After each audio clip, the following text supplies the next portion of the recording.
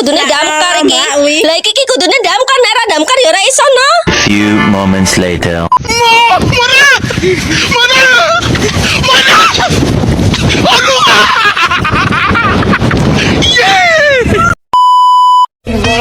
Just a feeling that I won't leave behind because it's something that is just on my mind. I guess because I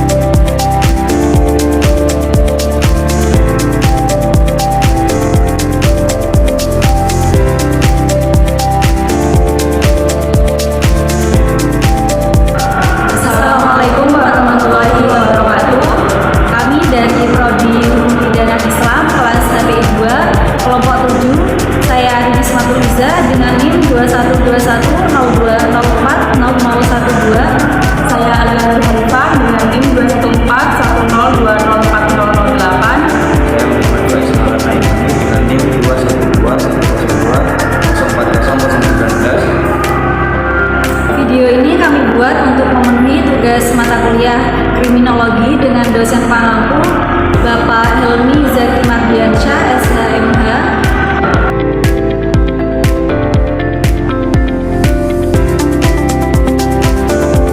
Adapun isi materi yang kami paparkan yaitu yang pertama definisi kriminologi, yang kedua objek-objek kriminologi, kemudian yang ketiga teori-teori dalam kriminologi, dan yang terakhir mengenai pandangan kriminologi terhadap kasus kejahatan pencurian.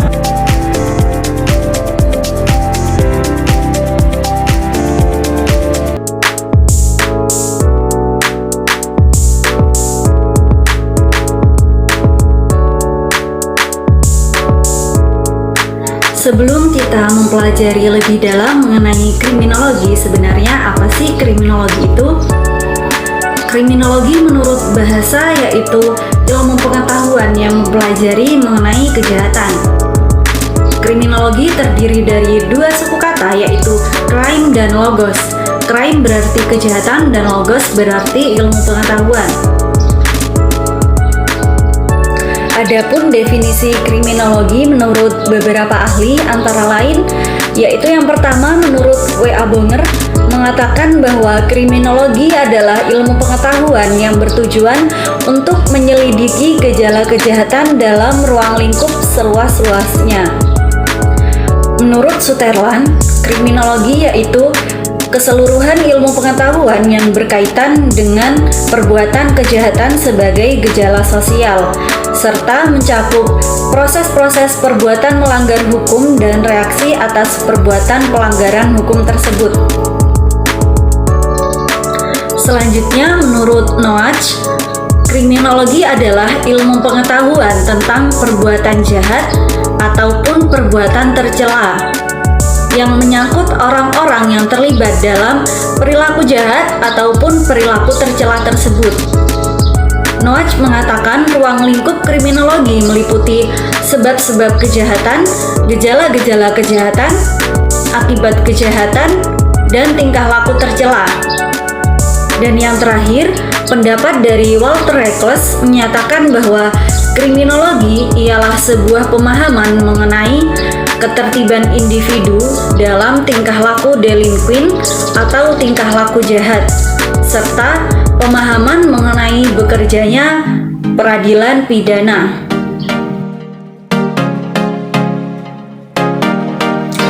Pada hakikatnya, ruang lingkup pembahasan kriminologi mencakup 3 hal pokok. Yang pertama yaitu proses pembuatan undang-undang, yang kedua proses pelanggaran undang-undang, Dan yang ketiga, reaksi terhadap pelanggaran undang-undang. Kejahatan merupakan sebuah fenomena yang kompleks yang dapat dipahami dari berbagai sisi yang berbeda. Itulah sebabnya usaha untuk memahami kejahatan itu sendiri sebenarnya sangatlah mudah.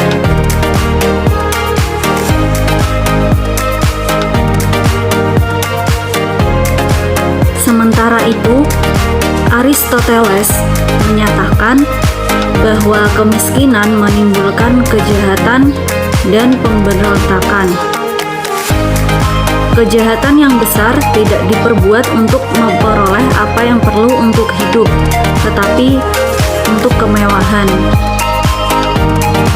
Thomas Aquino juga memberikan beberapa pendapatnya yang menyatakan pengaruh kemiskinan atas kejahatan.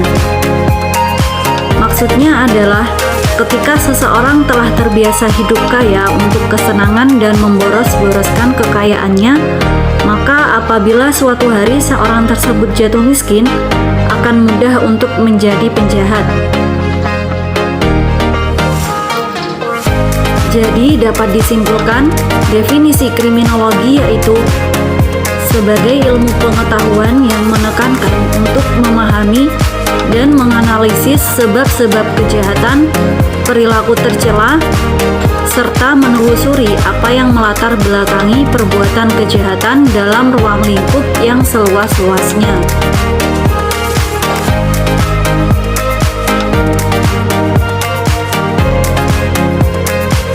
Dalam kriminologi sendiri itu ada 3 objek.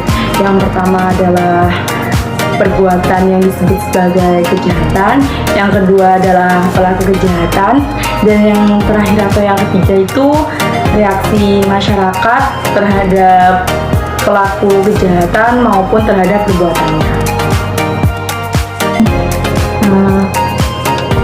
Yang pertama tadi adalah perbuatan yang disebut sebagai kejahatan.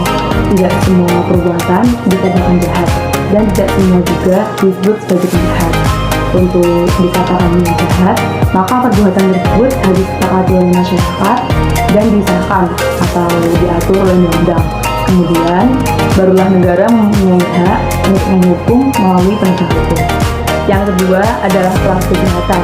Pelaku kejahatan itu sendiri yaitu manusia yang melakukan perbuatan yang dilarang oleh undang-undang atau dapat disebut sebagai human acts that violate the criminal law, atau perbuatan manusia yang melanggar hukum pidana. Yang ketiga atau yang terakhir itu adalah reaksi masyarakat yang ditunjukkan baik terhadap perbuatan maupun terhadap pelaku. Seperti contohnya pembunuhan yang dilakukan oleh anak masyarakat di sekitar. Kan netizen itu bereaksi bahwa seharusnya kan pelaku anak tersebut dihukum mati. Namun kenyataannya pelakunya yang diberlakukan di dalam menghukum anak tidak boleh menghukum mati. Di sini masyarakat yang awalnya dianggap tahu hukum ternyata tidak memahaminya. Di dalam ilmu kriminologi terdapat beberapa teori, antara lain yang pertama aliran klasik, kedua aliran positivistis, 3 aliran kritikal, dan 4 teori kartografi.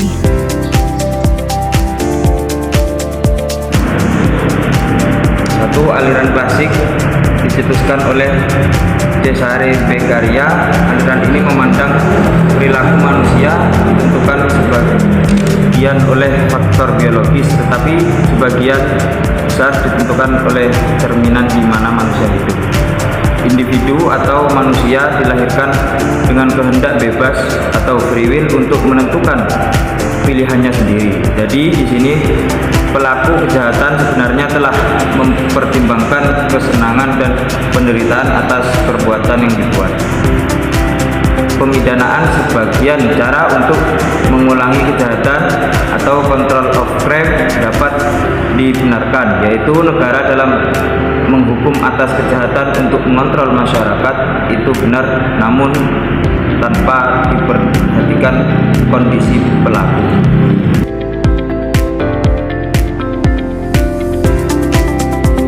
Dan yang kedua adalah aliran positivistis yang dicetuskan oleh Cesare Lamberto. Aliran ini memandang bahwa tingkah laku manusia merupakan hasil dari hukum hubungan sebab akibat. Jadi, seseorang melakukan perbuatan jahat pasti ada sebab terlebih dahulu yang mengakibatkan seseorang berbuat jahat. Dan yang kedua adalah tingkah laku kriminal, mungkin terletak pada individu dan lingkungannya. Jadi, tingkah laku manusia merupakan cerminan dari lingkungan sekitarnya. Yang ketiga, tujuan penghukuman atau pemidanaan adalah perbuatan atau pemidanaan pelaku kejahatan.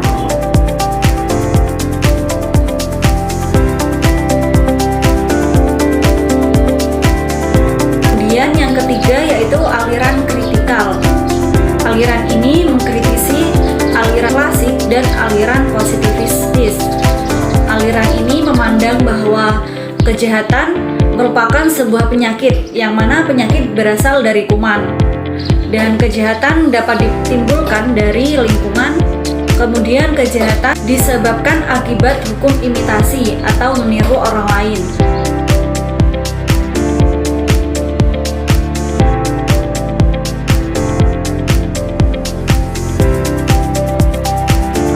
Yang terakhir, teori yang dianggap relevan dengan realita di Indonesia yaitu teori kartografi atau geografi. Dalam pandangan teori ini, perilaku jahat disebabkan karena kecenderungan wilayah geografi, seperti suatu daerah yang terkenal dengan daerah pencuri seperti curan motor, daerah PSK atau prostitusi.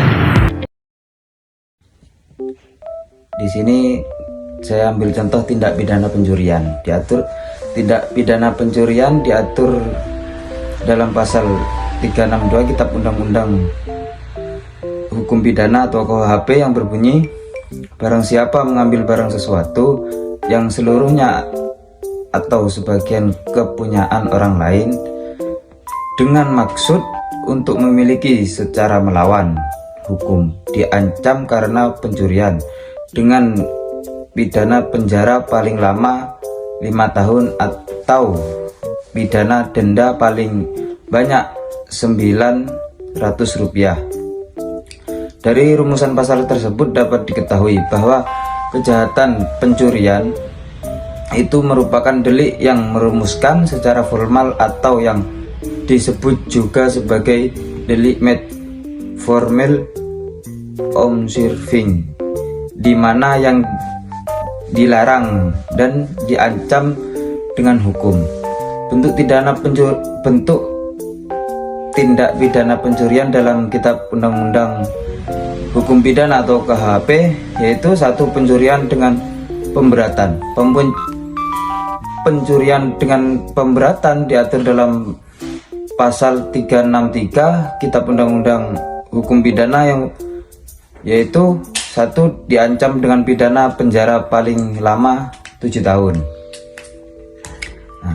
1. Pencurian ternak. 2. Pencurian pada waktu ada kebakaran, letusan, banjir, dan gempa bumi atau gempa laut. 3. Pencurian di waktu malam dalam sebuah rumah atau pekarangan tertutup yang ada rumahnya, yang dilakukan oleh orang yang ada di situ tidak diketahui atau tidak dikehendaki oleh orang yang berhak. 4. Pencurian yang dilakukan oleh 2 orang atau lebih dengan bersekutu. 5. Pencurian yang untuk masuk ke tempat melakukan kejahatan atau untuk sampai pada barang yang diambil dilakukan dengan merusak, memotong atau memanjat, atau dengan memakai anak kunci palsu, perintah palsu, atau pakaian jabatan palsu. 2. Jika pencurian yang diterangkan dalam butir 3 disertai dengan salah satu hal dalam butir 4 dan 5, maka diancam dengan pidana penjara paling lama 9 tahun. 2. Pencurian ringan. Pencurian ringan diatur dalam pasal 364 Kitab Undang-Undang Hukum Pidana yang berbunyi, perbuatan yang diterangkan dalam pasal 362 dan pasal 363 butir 4, begitupun perbuatan yang diterangkan pada pasal 363 butir 5 apabila tidak dilakukan dalam sebuah rumah atau pekarangan tertutup yang ada rumahnya, jika harga barang yang dicuri tidak lebih dari Rp25.000 diancam karena pencurian ringan dengan pidana penjara paling lama 3 bulan atau pidana denda paling banyak Rp250. Yang 3. Pencurian dengan kekerasan. Pencurian dengan kekerasan diatur dalam pasal 365 Kitab Undang-Undang Hukum Pidana yang berbunyi butir 1, diancam dengan pidana penjara paling lama 9 tahun. Pencurian yang didahului, disertai, atau diikuti dengan kekerasan atau diancam kekerasan terhadap orang dengan maksud untuk mempersiapkan atau mempermudah pencurian atau dalam hal tertangkap tangan untuk memungkinkan melarikan diri atau peserta lainnya, atau untuk tetap menguasai barang yang dicuri. Butir 2, diancam dengan pidana penjara paling lama 12 tahun. 1. Jika perbuatan dilakukan pada waktu malam dalam sebuah rumah atau pekarangan tertutup yang ada rumahnya, di jalan umum atau dalam kereta api atau tram yang sedang berjalan. Butir 2, jika perbuatan dilakukan oleh dua bersekutu. Selanjutnya, saya akan menjelaskan tentang kasus dan pandangan teori kriminologi terhadap kasus tersebut. Awalnya, seorang pria berinisial FP, sekitar umur 36 tahun, warga Kelurahan Sulanjana, Kecamatan Jambi, menjadi pelaku percobaan pencurian tabung gas LPG seberat 3 kg. Pada Senin 22 Juni 2020, sekitar pukul 12 WIB beberapa tahun yang lalu. Kejadian berawal saat dirinya baru saja pulang kerja sebagai tukang bangunan. Saat di perjalanan, ia melihat ada 2 tabung gas yang dirantai di depan warung tahu Sumedang yang beralamat di Kelurahan Kebun Handil, Kecamatan Cilutung, Kota Jambi. Tanpa berpikir panjang, ia masuk dan langsung merusak gembok rantai tabung gas tersebut dengan menggunakan kunci T. Ternyata aksinya tersebut telah diketahui oleh warga sekitar dan pelaku langsung diamankan warga. Bahkan pelaku sempat diam masa di lokasi kejadian. Selanjutnya, korban hampir mengalami kerugian berupa 2 tabung gas berukuran 3 kg ditaksir sekitar Rp600.000 dan barang bukti yang diamankan yakni 2 tabung gas, 1 sepeda motor merek Honda Beat warna putih tanpa nomor polisi dan kunci T. Pelaku yang sehari-hari bekerja sebagai tukang bangunan mengaku mencuri tabung gas karena faktor ekonomi yang mendorongnya sehingga membutuhkan uang untuk membeli makanan keluarganya. Pelaku menyatakan perbuatannya ke kantor Polsek Cilutung bahwa pelaku mencuri karena uang dari kerja pelaku kurang dan uangnya untuk keluarga pelaku. Korban pencurian tabung gas LPG 3 kg selaku pemilik warung tahu Sumedang, Ibu Febriani, menjelaskan, menurutnya ada beberapa faktor penyebab mengapa tabung gas LPG 3 kg menjadi sasaran pencurian, yakni yang pertama, adanya kesempatan pelaku untuk melakukan aksi pencurian. Pelaku nekat melakukan pencurian tabung gas LPG 3 kg karena kurangnya kebutuhan untuk keluarga. Saat di perjalanan pulang dari bekerja menjadi kuli bangunan, pelaku melihat ada 2 tabung gas yang dirantai di warung tahu Sumedang yang beralamat di Kelurahan Kebun Handil, Kecamatan Jambi. Korban pulang ke rumah sebentar dan warung tahu Sumedang tidak ada yang menjaga. Tanpa berpikir panjang, pelaku masuk dan langsung merusak gembok rantai tabung gas tersebut menggunakan kunci T. Yang kedua, tabung gas LPG dengan berat 3 kg begitu ringan dan mudah untuk dibawa. Yang terakhir, tabung gas LPG 3 kg mudah untuk dijual. Korban pernah ditawarkan tabung gas LPG dengan harga sekitar Rp100.000 sampai dengan Rp150.000 oleh pedagang lainnya. Namun, korban menolak tawaran tersebut karena takut diduga tabung gas tersebut hasil curian. Korban selalu membeli tabung gas LPG untuk kebutuhan dagangannya di agen penjualan gas LPG 3 kg yang sah.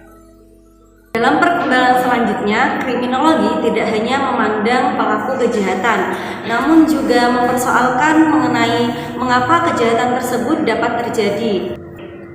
Berdasarkan contoh kasus yang telah dipaparkan sebelumnya, maka teori kriminologi yang dipakai untuk memandang kasus pencurian tersebut antara lain, yang pertama teori aliran klasik, kemudian teori NKKPN, dan faktor ekonomi.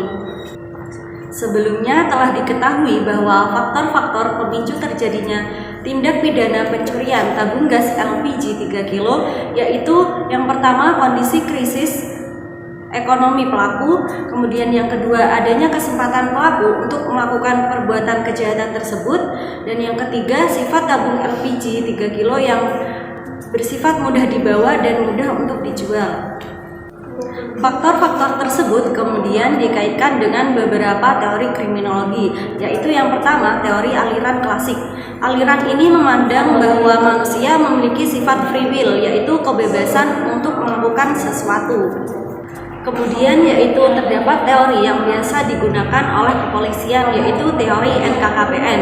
Teori ini meliputi niat, kesempatan, kejahatan, dan pelaksanaan niat. Maksudnya adalah kejahatan dapat terjadi apabila ada niat dan kesempatan. Dalam contoh kasus ini, niat pelaku muncul ketika pelaku berjalan di depan warung tahu Sumedang. Nah, saat pelaku tersebut berjalan, pelaku tersebut melihat adanya LPG yang berada di depan warung tersebut. Karena warung tersebut sedang tidak ada penjaganya, maka terjadilah pelaksanaan niat untuk mencuri tabung gas LPG. Selanjutnya yang terakhir yaitu faktor ekonomi karena alasan keuangan.